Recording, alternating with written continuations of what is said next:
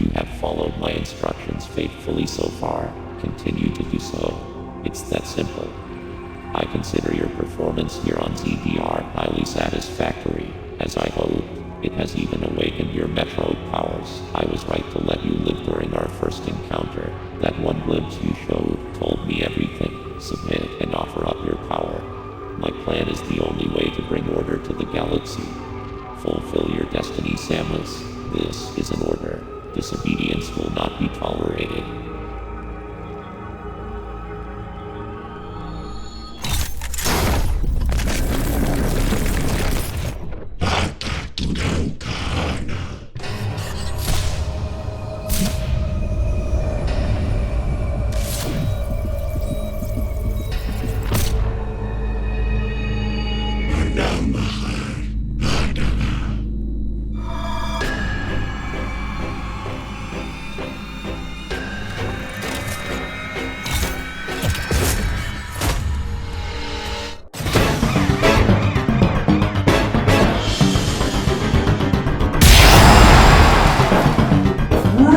Beak!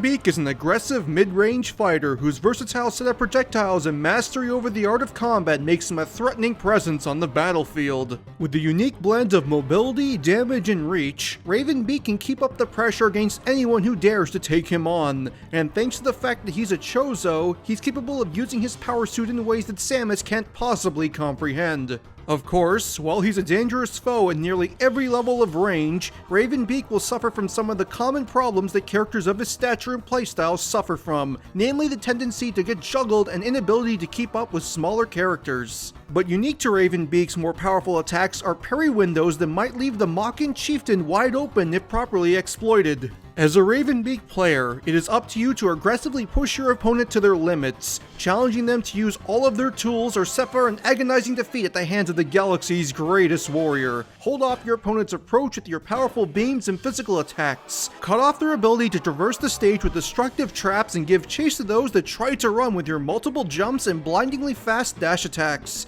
Teach your opponents that power is everything.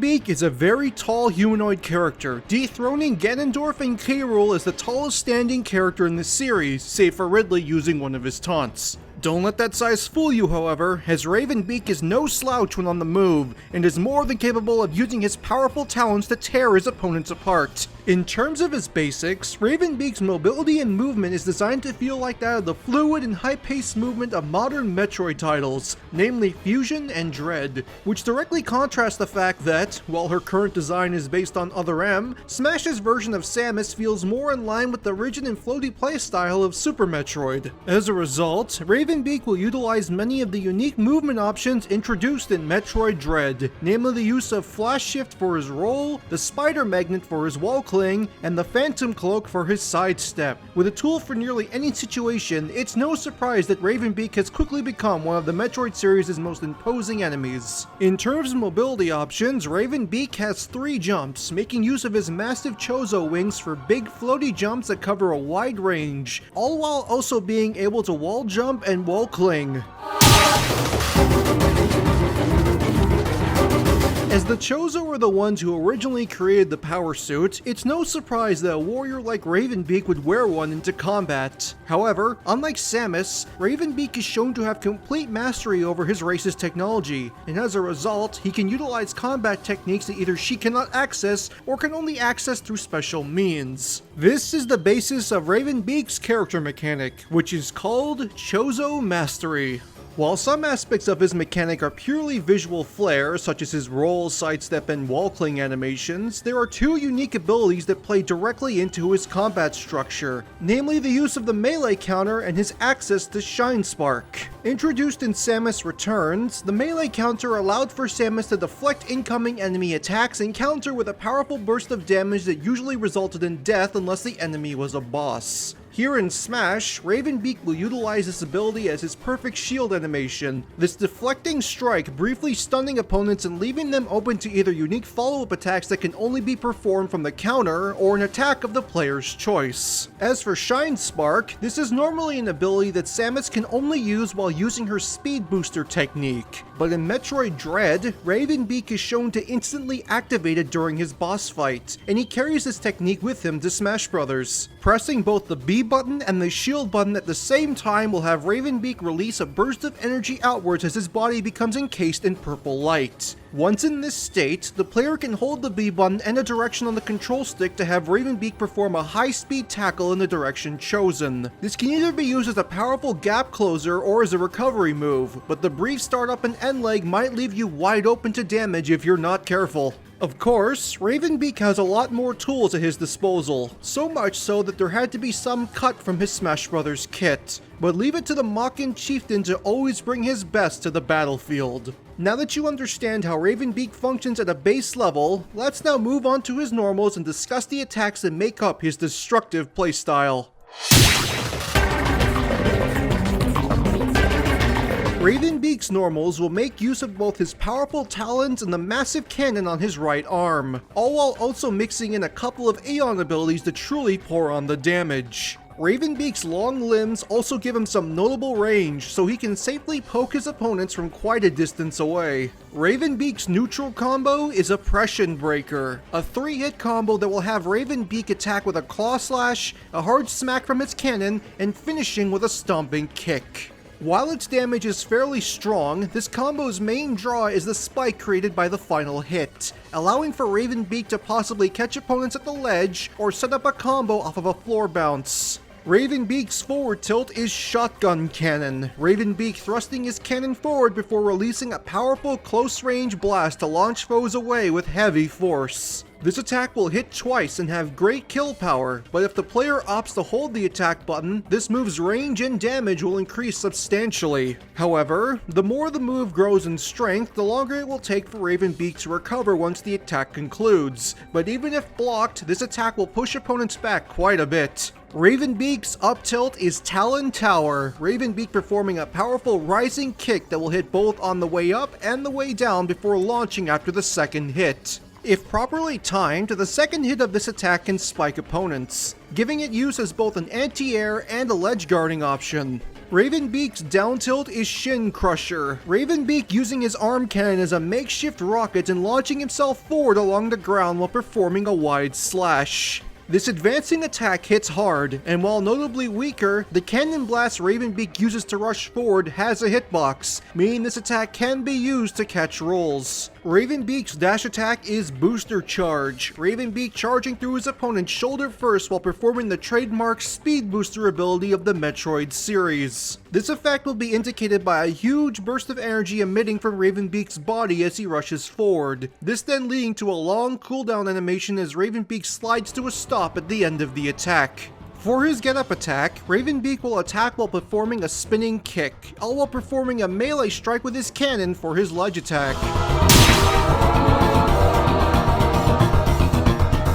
Raven Beak's smash attacks are comprised of his most powerful abilities, all of them being references to attacks and abilities he displays during his boss fight in Metroid Dread. Raven Beak's forward smash is Cannon Scrapper, Raven Beak firing a beam of energy from his cannon before swinging his arm out in front of him, the beam acting like a sword and dealing damage in a wide area of effect. Being one of his best kill confirms, Raven Beak performs his attack against Samus after being melee countered, and thanks to the attack's initial hitbox, Raven Beak can also hit opponents standing right behind him before the swing. Raven Beak's up smash is Beam Burst, Raven Beak raising his cannon to the sky and releasing a rapid spray of fire that will deal heavy damage. While Raven Beak performs the Beam Burst in the second phase of his boss fight, the pose and attack style Raven Beak uses with this smash attack is based on the room covering laser he utilizes in phase 1 and 3, and thanks to the size of its hitbox, it can allow for Raven Beak to safely challenge platforms platforms and knock foes out of the air with ease. Finally, Raven Beak's down smash is Wing Thrash. Raven Beak extending his wings outwards before flexing them upwards. This double hitting attack covering a wide area before launching the foe away. Hitting on both sides almost simultaneously, this attack is based on the interlude animation between the first and second phase of Raven Beak's boss battle, with Raven Beak revealing his massive wings before going airborne. Working in tandem with his large floaty jumps, Raven Beak's aerials are designed to discourage jump-happy opponents and confirm offstage kills with long-reaching attacks from both his talons and his arm cannon. Raven Beak's neutral air is Cannon Spinner. Raven Beak spinning his cannon arm around himself while firing a small series of energy shots to increase its range. This move has two active hitboxes, these being the energy shots and the cannon, with the cannon dealing more damage and knockback, while the energy shots will make the move much safer to land with. Raven Beak's forward air is Talon Crusher, a double hit attack that will have Raven Beak strike with a pair of powerful axe kicks. This attack is capable of spiking the opponent after the second kick, for it's only fitting for a character who treats others like dirt to show his opponents how below him they truly are, both figuratively and very literally. Raven Beak's up air is Talon Circlet, Raven Beak flipping backwards and performing a powerful flip kick. A reliable attack with solid range and recovery, this move can be used to either juggle opponents or challenge platforms. Raven Beak's back air is Shotgun Cluster, Raven Beak quickly turning around in midair before releasing a close-range blast from his cannon. One of his best kill options thanks to its startup speed and power, Raven Beak will also fly forward from the heavy force of the blast, meaning this move can also be used to gain some extra horizontal distance while recovering. Finally, Raven Beak's down air is Raven Drop, Raven Beak building up energy before launching himself straight down, striking with both legs to launch any foe in his path away. A reference to one of his main attacks from the second phase of his boss fight, Raven Beak will be armored during the move's initial startup, but will suffer from heavy landing lag once he touches the ground, so be careful. Raven Beak will grab his opponent by rushing forward and gripping them by the neck, similar to the way he's shown to grab Samus at the beginning of Metroid Dread. Thanks to his size, Raven Beak will hold his opponent off the ground, and for a pummel, he will increase his grip, choking his opponent.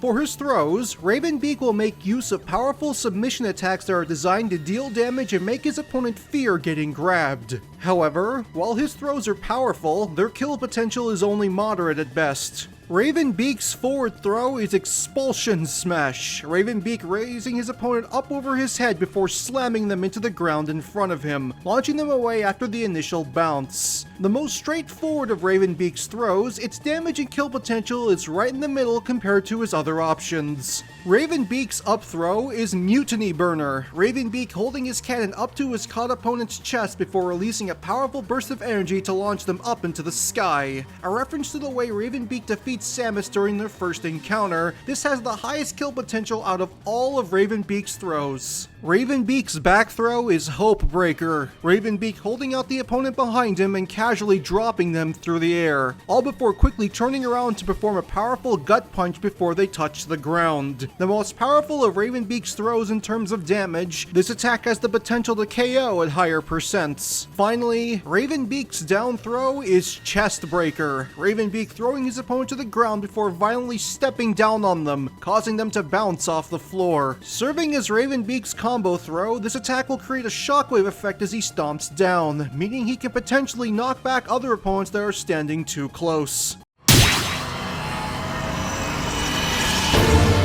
It's now time for the specials, with Raven Beak utilizing some of his most versatile abilities from Metroid Dread. While they all have their own place in Raven Beak's game plan, they share a common theme: oppression. Be it screen-filling attacks, Sonic-like speed, or utility moves designed for survival, Raven Beak is built to make his opponents afraid, which is good for you, as nothing is more scary than a level-headed player with a good sense of timing. Raven Beak's neutral special is arguably his most powerful ability from Metroid Dread, the Destruction Beam. This chargeable projectile will have Raven Beak hold his cannon out in front of him as he builds up energy, the player being able to angle the cannon up and down much like he does against Samus in his boss fight. After being fully charged, Raven Beak will unleash a massive beam of energy that will deal rapid damage before launching any caught foes away. This attack's range and damage being almost like a miniature Final Smash. Like Samus's charge shot, this move can be stored by tapping the shield button while charging, but unlike Samus, this move cannot be charged while in midair. It can be fired in midair, however, but the launch angle is always locked to a 45-degree angle, a reference to the way Raven Beak utilizes this attack during the second phase of his boss fight.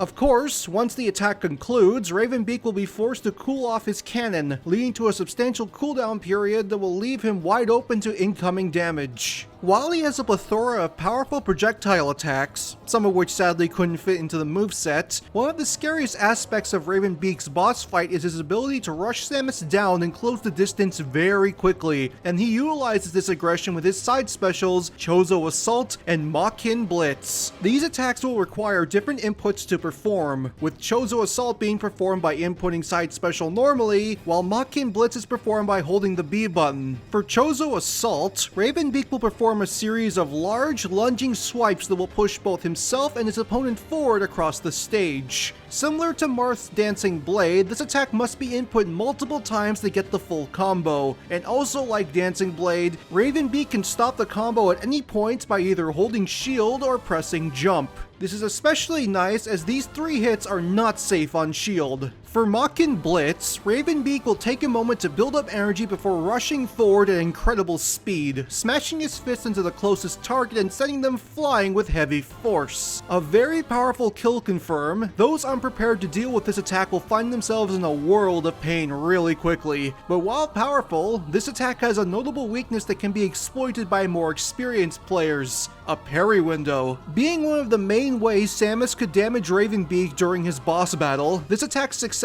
depends entirely on timing and execution from both parties. Be sure to practice in training mode before attempting to parry in an actual match. For his recovery special, Raven Beak will utilize one of his main attacks from the second phase of his boss fight: Wing Missile. Similar in execution to the recoveries of Fox and Ridley, this attack will travel a notably longer distance in exchange for a longer charge period. Also, if Raven Beak comes into contact with a wall, he can instantly transition into a wall cling, much like he is shown to do in his boss fight.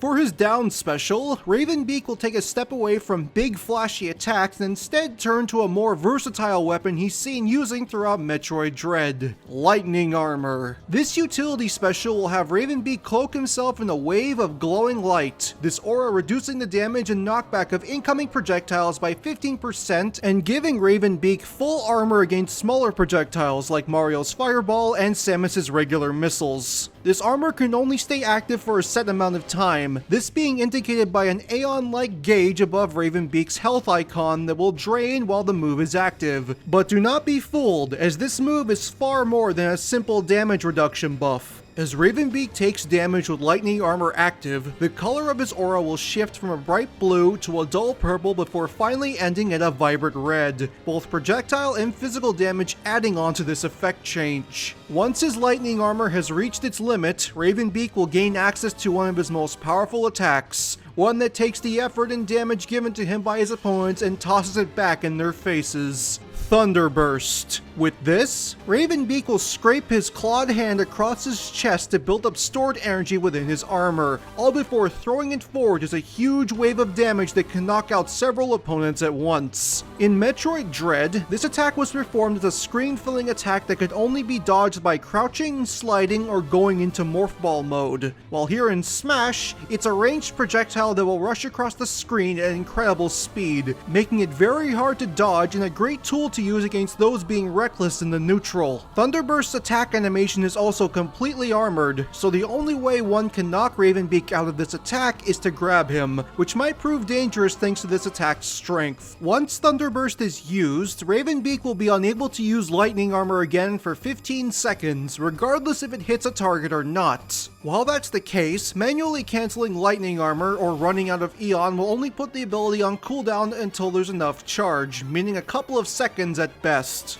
Lastly, there's the final smash, and surprisingly, it was actually quite the challenge coming up with an attack that actually served as a big finishing move, since a lot of Raven Beak's abilities have been shown to be just that. However, while he might not have ever used it himself, Samus did acquire this ability by absorbing Raven Beak's energy, so it's only fitting that Raven Beak can use it himself. The Hyper Beam. While Samus and Dark Samus utilize screen-filling beam supers as well, both of them fire their beams horizontally. Raven Beak, however, does things a bit differently. To start the final smash, Raven Beak will charge up a massive beam before swinging his arm upwards, attacking in front of him with a very wide vertical slash. Any opponent caught by this attack will be knocked up into the air and remain suspended as Raven Beak releases a massive sun-like orb, similar to the one seen in the third phase of his boss fight. After a couple seconds of build-up, Raven Beak will raise his cannon to the sky and unleash an enormous beam of energy, holding it steady with one arm and dealing a huge amount of rapid damage to all caught opponents before they're launched skywards. When the attack concludes,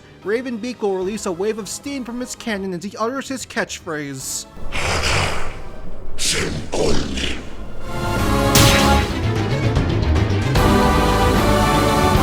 Raven Beak's victory theme will be the same as the other Metroid villains, Ridley and Dark Samus. Not only does this work for Raven Beak, considering he's the main villain of Metroid Dread and arguably the main villain of the entire series, but the tone of the theme itself arguably fits Raven Beak more than the other two characters.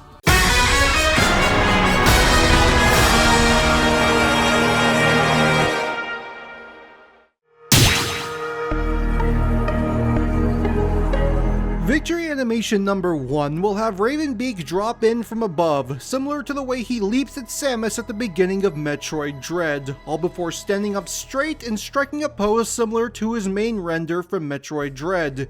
It's his most iconic pose, so that alone works as a victory animation. Victory animation number 2 will have Raven Beak flash shift across the screen before coming to a stop and unfurling his cape, all before striking a sinister pose for the camera. Finally, victory animation number 3 will have Raven Beak sit down on his throne in Itarash, crossing his arms and looking into the camera with serious disdain. This is a reference to the pose Raven Beak has in the lead up to his boss fight in Metroid Dread.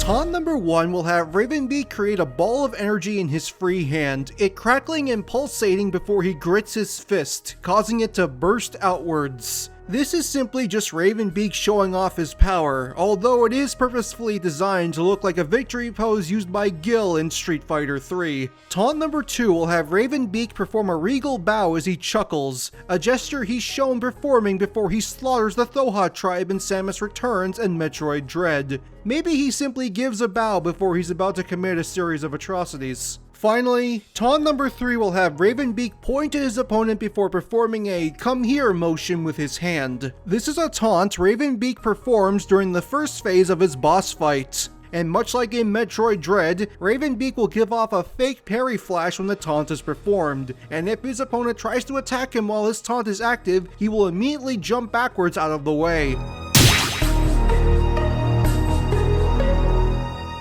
Raven Beak's colors will make reference to the other Chozo-related characters seen throughout the Metroid series, along with a couple of brand new color schemes designed to mesh with his aesthetics. Color number 1 is Raven Beak's standard colors, featuring his silver power suit and red cape. Color number 2 is a reference to the color scheme used by the Chozo soldiers in Metroid Dread, this changing Raven Beak's silver armor to a blend of red and pink while his cape remains a vibrant red. Color number 3 will change Raven Beak's armor to a variety of gold and light yellow while his cape becomes a royal blue, a reference to both the golden Chozo soldier and the golden robot Chozo soldier from Metroid Dread. This color is also a reference to his color scheme from Samus Returns. Color number 4 is a brand new color, granting Raven Beak a set of emerald armor and changing his cape color to a vibrant purple. While there have been concept pieces of green Chozo in the past, this color scheme isn't inspired by it and is meant to be its own thing. Color number 5 will change Raven Beak's armor to a dark blue and give him glowing blue accessories along with a black cape. This color is a reference to the Chozo ghost seen in Metroid Prime 2.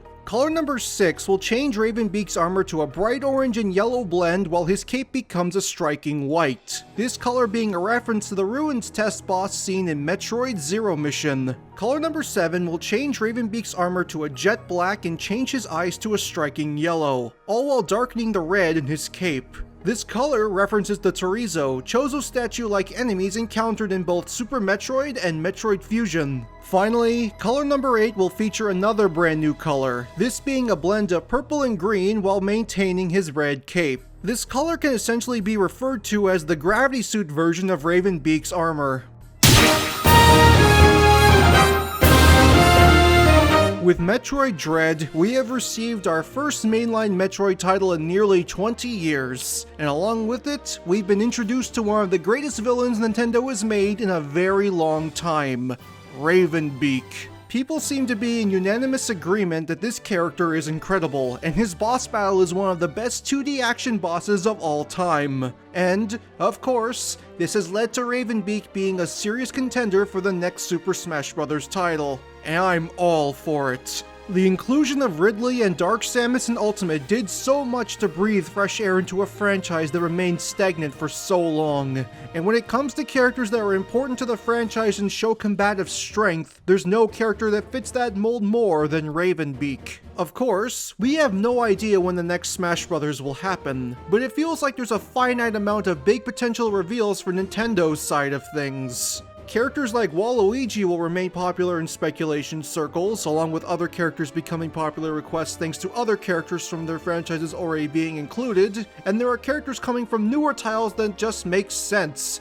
and I feel that describes Raven Beak perfectly. I have no doubt in my mind that Raven Beak will be a newcomer in the next Smash Bros. Title, so the only thing we can do now is wait until it actually happens. It feels so far away, yet so close at the same time. If you like what you saw, be sure to like, subscribe, and press that little bell icon so you'll never miss an upcoming video. Also, follow me on Twitter to be the first to see video updates, announcements, and extra content that I create. Finally, if you like these movesets and are interested in getting one for the Smash Bros. Character of your dreams, consider becoming a member of my Patreon where, each month, you'll receive a custom moveset made just for you. That's all I have for you for now, but until Christmas, there will be a new video up each week. I hope you're looking forward to what's in store for this holiday season. So until the next time I see you, stay safe, take care, and remember to have a good one.